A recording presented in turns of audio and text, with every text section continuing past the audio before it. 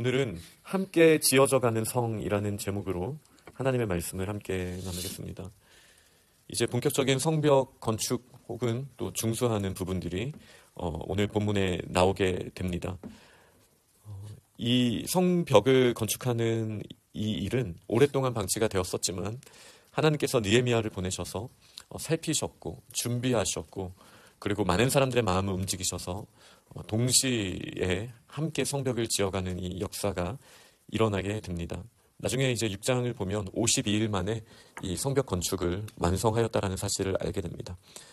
특징이 있다면 이제 양문에서부터 시작하여서 오늘 본문에 묘사된 것은 이제 지리적으로 봤을 때 시계 반대 방향으로 지금 묘사가 되고 있습니다.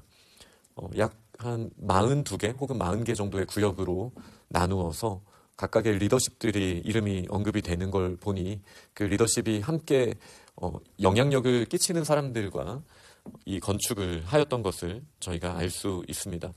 문의 개수는 10개 정도 나옵니다. 10문과 또 42개의 세부적인 구역으로 나뉘어진 이 곳을 때로는 성벽을 또 성문을 또 망대를 또 문에는 문짝을 달기도 하였고 완전히 없는 곳에는 건축을 한다라는 표현이 있고 그리고 이제 무너졌던 곳에 대해서는 중수하였다, 고쳤다라는 표현으로 오늘 본문에 반복되어서 나오고 있습니다. 특별히 다양한 사람들이 기록이 되어 있습니다. 제사장의 가문부터 많은 리더십들, 그 지역을 다스리는 사람들, 그리고 그 성벽에 집이 있었던 사람들, 이렇게 다양한 사람들이 묘사되고요. 때로는 아들들, 딸들, 이렇게 성별로도 구분되면서도 표현이 되기도 합니다. 금장색, 상인, 다양한 직업을 가진 사람들도 나오고 있습니다. 그리고 이름을 통해서도 이방인 출신이었던 사람으로 보이는 사람들도 있습니다. 네. 그러나 이제 그 모든 다양한 배경을 가진 사람들이 하나님이 주신 사명에 이제 동시에 또 이 일들을 감당하는 것을 보게 됩니다. 한 마음이 되어야 하고 이렇게 일을 맡아서 나눠서 한다라는 사실은 더 크게 이 일을 지휘하시는 하나님의 역사하심을 신뢰하지 않고는 사실은 어려운 일이라는 것을 저희는 잘 알고 있습니다. 저는 오늘 본문을 보며 노아의 방주가 좀 떠올랐습니다. 노아는 사실 그 가문, 한 가문이 성벽과도 같은 노아의 방주를 보호하기 위한 노아의 방주를 건축을 한 거잖아요. 만들어낸 거잖아요. 참 얼마나 오래 걸렸을까. 그 넓은 노아의 방주를 한 가문이 이것을 감당해야 됐을 때 참 힘들었을 거라는 생각이 듭니다. 그리고 이제 히스기야 때를 한번 또 생각해 봤습니다. 히스기야 때 성경에 열왕기에도 나오고 이제 역대기에도 나오는 그 사네립이 공격을 했을 때 히스기야가 공사를 하죠. 그걸 이제 저희는 히스기야 터널이라고 지금도 저희가 이제 성경의 땅에 가면 예루살렘에 가면 직접 들어가서 체험해 볼 수 있습니다. 그 물이 중요한데 기온샘은 성벽 밖에 있었거든요. 지금 가면 저희가 그거를 사실 느끼지 못하지만 예전에는 그게 참 큰일이었습니다. 이제 성벽을 완전히 성문을 걸어 잠그고 성 안에서 이제 버텨내야 되는데 수원이 성 밖에 있으니 얼마나 이게 위험한 일입니까? 그래서 히스기야 때는 기도를 하고 이 물을 끌어오는 공사를 하게 됩니다. 그래서 이 기온샘에서부터 끌어온 이 인공적인 못을 실로암이라고 부르게 됩니다. 실로암 연못이죠. 그래서 이 기온에서부터 실로암까지 500m가 넘는 이 길이의 수로 공사를 합니다. 얼마나 마음이 급했겠습니까?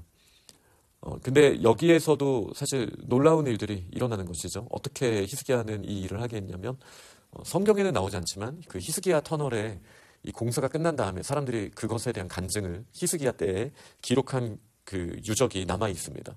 물론 지금 이스라엘에는 모형만 있고 그게 이제 터키가 지배했을 때여서 지금은 아마 터키에 그 비문이 있는 걸로 알고 있습니다. 어떻게 공사를 했냐면 기온과 실로암 양쪽에서부터 공사를 시작합니다. 이게 근데 쉬운 일이 아니죠. 500m가 넘는 그 길이의 끝에서 서로 공사를 해서 들어가는 거예요. 지금 아수르는 오고 있고 공사를 해서 들어갑니다. 이제 가보시면 알지만 사람 한 명 들어갈 만한 폭입니다. 물론 때로는 넓은 데도 가끔 있지만 사람 한 명이 겨우 이제 구부리고 들어가야 되는 정도의 아주 작은 터널이기는 하지만 500m의 이 돌덩어리를 파면서 들어갑니다.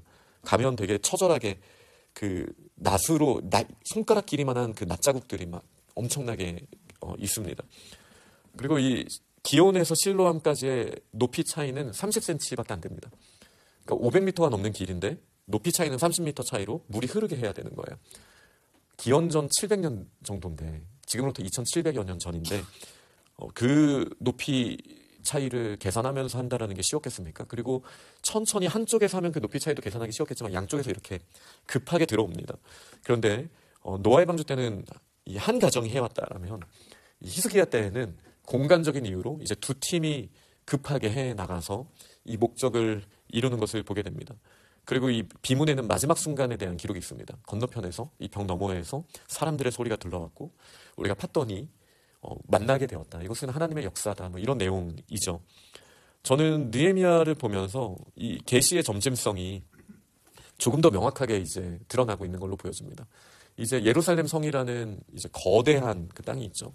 여러 가지 방법이 있었을 텐데 이 양문을 중심으로 이제 시계 반대 방향으로 돌아서 다시 양문으로 끝나게 되는 이 구역을 42개의 구역으로 나누어서 많은 사람들이 동시에 그 일을 진행하게 됩니다.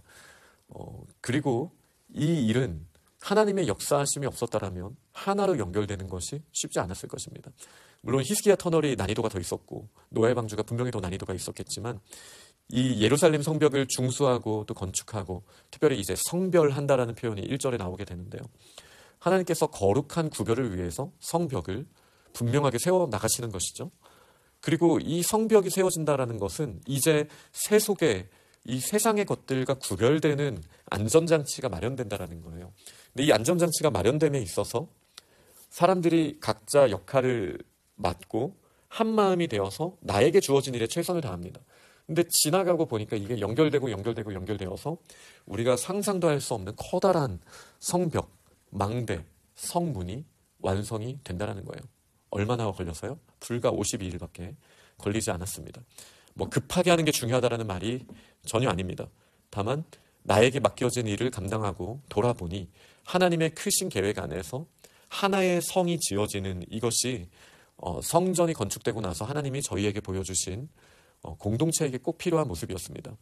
어제 이제 실로암 작은 불꽃 연합 예배 때도 제가 잠깐 말씀을 드렸지만 이 성벽의 모습은 계시록 21장을 보면 그것이 하나님의 나라의 공동체의 모습이며 그것이 사람들의 모습이라는 사실을 우리가 그 에베소서 또 골로새서에 보면 새 한 사람이 나오잖아요. 예수 그리스도가 머리가 되는, 그러나 기계적으로 연결된 것이 아니라 살아있는 유기체로서 연결되어 있는 하나님 나라의 공동체, 교회의 모습이 사람의 모습으로 보여지는데 이 느헤미야 3장처럼 요한계시록 21장도 이 성벽, 성곽 그리고 그 성문에 대한 묘사가 나옵니다. 그런데 이렇게 묘사를 합니다. 그 문에는 12지파의 이름이 기록이 되어 있다. 12문이 있는 것이죠. 그리고 그 기초 성벽에 기초석이 12개가 있는데 이 기초석 위에는 12사도의 이름이 기록되어 있다. 이 요한계시록에 나오는 이 1212라는 숫자는 이제 어떻게 연결이 되냐면 모든 구원받은 사람의 숫자를 대표하기 위하여 구약의 12 그리고 신약의 12를 말하고 있지 않습니까? 그래서 이 성벽의 넓이를 어떻게 표현하냐면요. 그 너비와 길이를 각각 12,000 스테디움으로 그렇게 묘사를 하게 됩니다. 이 12,000이라는 숫자가 그 사람의 숫자인 거예요. 12명 곱하기 군대를 의미하는 이제 1,000. 그것이 근데 그 12,000이 어떤 거에 12,000이냐면 스타디온이라는 게 로마 시대 경기장, 스테디움의 크기거든요. 굉장히 큽니다. 지금 풋볼 경기장보다 아마 크거나 비슷할 거예요. 그러니 이 길이 하나가 지금의 풋볼 경기장을 쫙 펼쳐놓은 것만큼의 1이에요. 그게 이제 12,000개가 한 길이 그리고 또 너비가 됩니다. 그러니까 12,000 곱하기 12,000이 되는 거예요. 이거를 요한계시록의 숫자로 계산을 해보면 구약의 12지파로 대표되는, 그리고 1000이라는 건 군대 단위거든요. 하나님의 나라의 군사, 구약의 12지파의 스테디움의 크기, 그리고 신약의 12지파의 스테디움의 크기가 이 성벽인 거예요. 그러면 지금 저희는 이걸 어떻게 해석할 수 있습니까? 느헤미야의 이 42개로 구분되어 있고, 그래서 그 리더십들이 사람들을 데려다가 이 공사 작업을 같이 하지 않습니까? 물론 여기 보면은 누구는 안 했다라는 표현도 있어요. 물론 한 절 5절인가 나오는 그 짧은 구절이 있긴 하지만, 그러나 우리들의 인생 가운데 구약 시대에 속해 있든 신약 시대에 속해 있던 우리의 인생, 한 사람의 한 세대만큼 주어주신 우리의 인생을 살아가는 삶의 모습들이 때로는 오늘 본문에 나온 것처럼 구비구비도 있고 때로는 뭐 망대, 때로는 문, 때로는 성벽, 때로는 화려한 공간, 그리고 문도 어떤 문은 양문, 어떤 문은 분문, 분문은 이제 시체나 이제 배설물들이 나가는 문이었죠. 그 흰놈의 골짜기 쪽으로, 이 남쪽으로 나가는 문이었습니다.